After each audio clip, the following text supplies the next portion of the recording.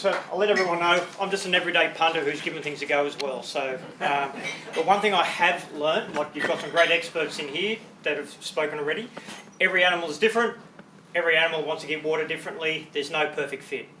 That's simple. Some want trees, some want ground, some want big things, some want small things. So it's just a matter of getting stuff out there for mice to take care of it anyway. Now, these are the ones that were designed by the arid conservation. Now, they are in an arid area, desert dwelling animals, they don't need much water is what I've been informed of. Please, any of the experts in here, feel free to speak up. They say that they occasionally will drink, they lap, they're generally long snouted, they'll get water from wherever they can find, and they're finding these quite successful because the biggest issue they have is evaporation. So they work on a small spout, low evaporation. The other problem they have is because of expansion, where they're putting them, is that the air in the tube expands, pushes water out, draws back in again. So but they're still saying they're getting between 10 and 14 days out of one of these. Now I'll give you a quick idea, just so when I go to the more simpler ones, which is great that someone brought one along. I've got one that's not made up, but all of these work on a vacuum. So when they're installed, the water will basically sit at the top of the spout. Actually, can someone pass that one down? It's going to be easier to show because it's shorter. Just so everyone knows the concept, and then it'll actually open up a world of possibilities for you once you know the concept. So all of this is sealed at the top all the way around. It has to be airtight. You fill it up by being on its side, slightly elevated. You fill it up through there. Once it's up, you turn it up that way, and the water will just sit naturally at this level, slightly down. The air in here can't change unless that water level changes. Right? I hope I'm explaining it so everyone understands.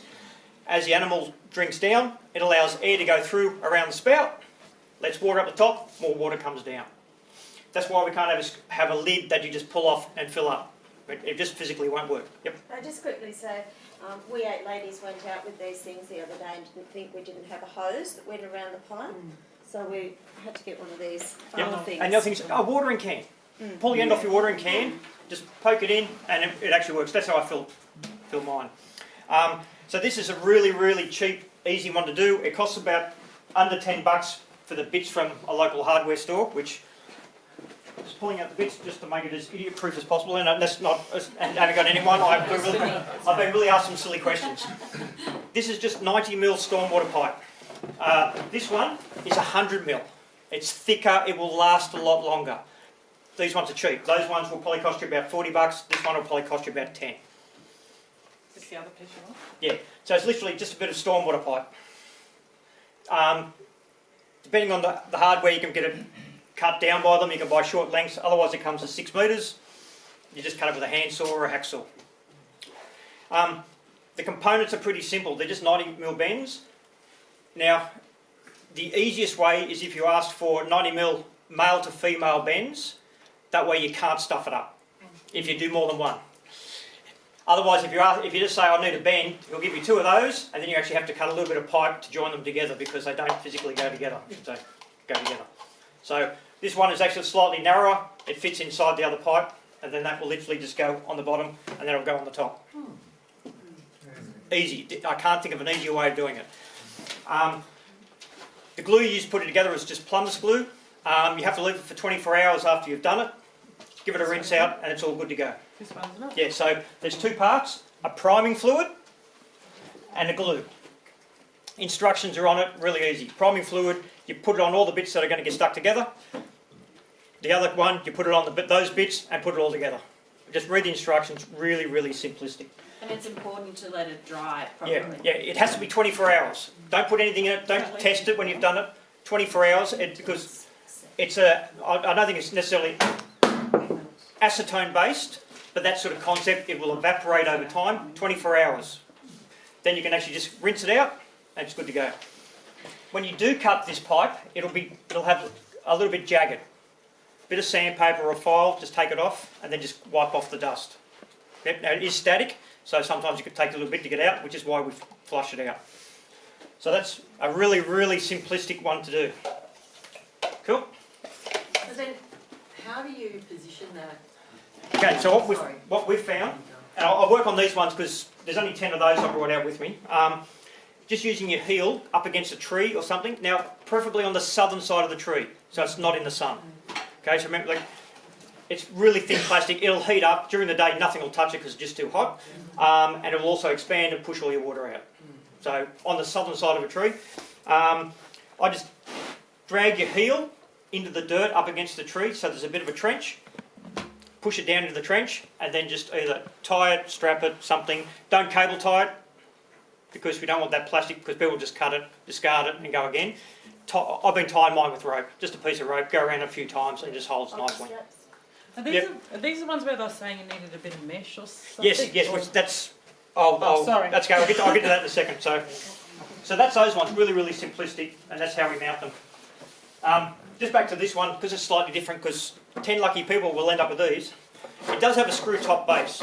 Now, the problem with it, if you fill by pouring it in the top, eventually that seal's going to die. It's going to start to leak. In a perfect world, fill up the first time with it, screw it down, and then when you screw it down, as tight as you can get it. Like two people, one hole, as tight as you can get it. Then turn it up and it'll work fine. When you go to refill it, if you lay it down, you can either use back to again a watering can, a funnel that's been shown there, or gravity fed out of a container with a garden hose into it. We'll just fill it. It just has to be slightly elevated that way, so the air will come back out. If you go that way, you'll just find your water just falls out all the time. Just slightly that way. Remember that it's a vacuum, need the air to come out. Now people will ask, why isn't the screw top at the top? Because that would make it much easier. I did ask the question. As the seal starts to perish a bit, water will seep out slowly. So it has to seep out, then air has to seep back in. If it's on the top, the air will just go in and the water will just come out. It makes it last a bit longer, less chance of it actually having leaks. That's basically the why. So obviously this one being in arid areas, it's more designed for things that have long snouts, easy to get into. Now I have been reassured that if anything wants to get water out of it, it's going to give it a red hot go and it's going to get something. So, and back again, no animal is the same. On a slight side note, with Melina, who's now just left, we made a version slightly smaller than this that we've actually trialled sticking up in trees for gliders. I made this weird contraption so it'll fit against almost any tree. It's up about 12 metres in the air, but it's quite intricate at the moment while we're trying to work out if it'll actually work. So that's quite exciting. They put a camera on it too, which I don't know, like for gliders around here, and that it's quite exciting anyway. That's going to be my whole claim to fame. My name won't have anything to do with it, but I know I've done it. In relation to, there's a lot of concerns about small lizards, skinks, and other things going into the spout, not being able to get back out. And any container you do is the same principle. I'm not so worried about that little tiny one because I figured that it's not big enough for them to really fall in. If something falls in it that much, you know. So this is just aluminium screen. So what I did on the Flying Fox, the gliders, I just had a bit of this that actually went into the spout, back out again, and I just strapped it off. Just so if anything does go in, once it gets to an edge, it can come out. Now, I was speaking to people who, now obviously they're interstate, so they've only sort of sent them phone designs. The basic concept, and please anyone who's that, please speak up because I'm just an average punter who's doing my best. They've said the fly screen is pretty much good enough for most things. If they do fall in, they'll be able to get to the side and they'll be able to crawl out. So there are some great ones up there where they have wire that goes in and rocks in and logs and all that. It all does the same basic thing, but the fly screen was doing the same job. So in those, I was just poking it in and then just strapping it off a bit so if anything does go in, it can get out. How did you attach it inside? Did you attach it just sits there like that. On those containers and just sits on the ground. The water's in it. It holds it enough for anything. No, I'm talking about in there. Okay, well, because mine's slightly up higher and I get a little bit carried away when I do things, I've actually got a pipe hose clamp around it. But considering that if these are on ground and you're actually monitoring, which I'll get to as well, you can use tape that's going to hold it. Obviously not a paper tape like masking tape, but electrical tape, duct tape, something that's going to hold it in place. you'll be there monitoring. If it starts to break down, then you'll be able to replace it. And that's the other thing too. Don't just put it there thinking, yep, that's me done. I've done my water station, I can forget about it now. A, it will run out of water, so it needs to be replaced. And B, the next time anything comes through like a fire, you're only going to have a molten thing of plastic on the ground now. You need to retrieve it when it's no longer necessary. And including if in 4 or 5 years' time the drought's broken for 3 years, you don't need that left out there. It will break down some. Yeah. So you need to retrieve it, Yeah. not just leave it there for now, more junk and now. And How many litres would that hold? that one holds about 16 to 18. The little one there, About a 10. bit over 6 litres. There you go, 6. The one that's where that pipe is. So this is, yep. So that's literally a quarter of a 6 metre length. So it's 1.5 long-ish, and it holds between 10 and 12 litres. So this is going to be a really stupid question, but what have you found is the best way to actually refill them and carry the water out? So let's say you're putting it in some remote area. Yeah, well, one watering can, like I just use a 9 litre watering can. I carry 2 of them down to mine I've got in my backyard. So that pretty much tops it up. And they're really easy with my watering cans in the ground. Just get it, like you appreciate. It's pretty simplistic. You just get someone, either put it on the ground on a slight angle and you just stick the spout in. And you have to adjust a bit, so let the air and all of that, and that's an easy way. And the other option is, anything that you've got to do, you've got to walk it a long way, is going to become a problem. You can only do what you can do. It's, yeah. So this goes to another. Yeah, look at me. I've got things to fill up on the way. Now, this is just another. Back again. There's no perfect world scenario. It's literally just a 25 litre drinking water container with a bit of hose on the tap. It works the exact same way. This is screwed off as tight as you can get it so it doesn't leak. And I can sit it into my tray, which I actually sit on bricks, but you get the idea. And the water will come up to the level of the hose. Yeah. So it will stop there. So the container will squish in and do all weird wonderful things, but it's not going to break. And as the water both evaporates and gets drunk, it lets more water in, a much slower process. And so far, mine in my yard I'm up to about 2 weeks, and I'm still only half full. The bigger the container, i.e., this holds 17 litres, so you're going to need 2 of them even to get it going.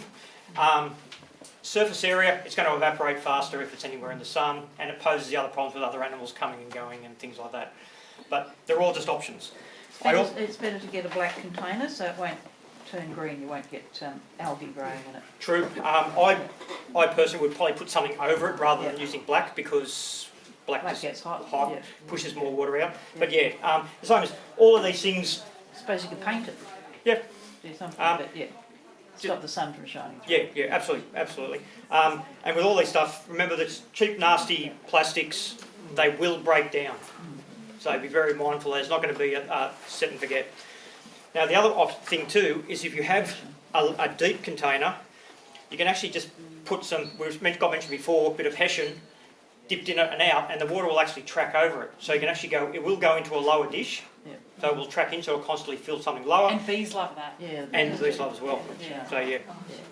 And just one of those things to think about. There's no set and forget perfect option. It's all just, this isn't catering for the same animal that's catering for that. We're doing multiple possible things to animals. Could you also do like little pebbles, like fill it up with pebbles and in that way? Absolutely. For anyone who keeps bees, somewhere beside your beehive, usually you'll have a small water feeder, and that's what you do. You fill up with rocks and preferably river stones that actually the water will track up onto the top of it, and then that's where they get their water from. So absolutely. You definitely always have to have something in that goes out to allow for any smaller animals that go into it can actually climb back out. Insects. And the second that you start talking, like especially with anywhere there's wombats, nicknamed bulldozers of the bush, they will knock stuff everywhere. And that's where Melina, who's now gone, they were using 20 litre ones of these, but the skinny ones, like the old jerry cans, strapping it between a fork of a tree, roping it up so it can't fall out, and then having a container below it so they can't knock over the main container when it gets low, but it's still allowing water out. And it's going to be one of those things, testing things, trying them. It's more just thinking outside the box sometimes. Bloody brilliant. Yeah, round of applause, I reckon. It's fantastic. For anything specific, really talk to the experts about what they suggest for if you're trying to target a particular animal species, because these are just options for people. So how do people get these? So there's 10 of those I brought with me. Now, I have to do it. The Plumbing Co-op donated the materials for 50. The Lower Blue Mountains Men's Shed made them. And between my sister and I, we've actually gone out and been handing them out to groups. The biggest thing is we don't want someone, this is a great environment because everyone's here for the reason, rather than someone who says, yeah, I'll have one of them and I'll stick it out over there somewhere. Are you going to go back? Oh, I have to go back. Like it's commitment. And not for your chooks.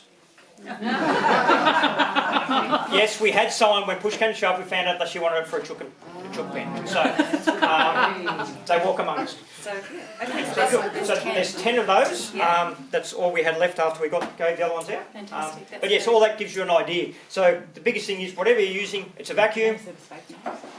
Where the water comes down into your container, it has to be below the height, the lip of the lid of your container, and just let gravity do the work. Cool. If anyone else wants a different style of water, I've got about 3 of the little P's paddling pools, the little clamshells in the back of my car that were donated by Bunnings. We've put out about enough around our area now, so if anyone would like to take one of those home and put some logs and things in it and use that as a water, I've got some in the back of my car, so you can talk to me at lunchtime. Great, okay, thank you so much. Kerry, do you want to say anything just then? No, not really. Okay. Then thanks, Kevin. Kevin's come down from the mountains and I did keep him a little bit too long and he was about to run away before he gave that presentation. So glad he did. thanks, Kevin.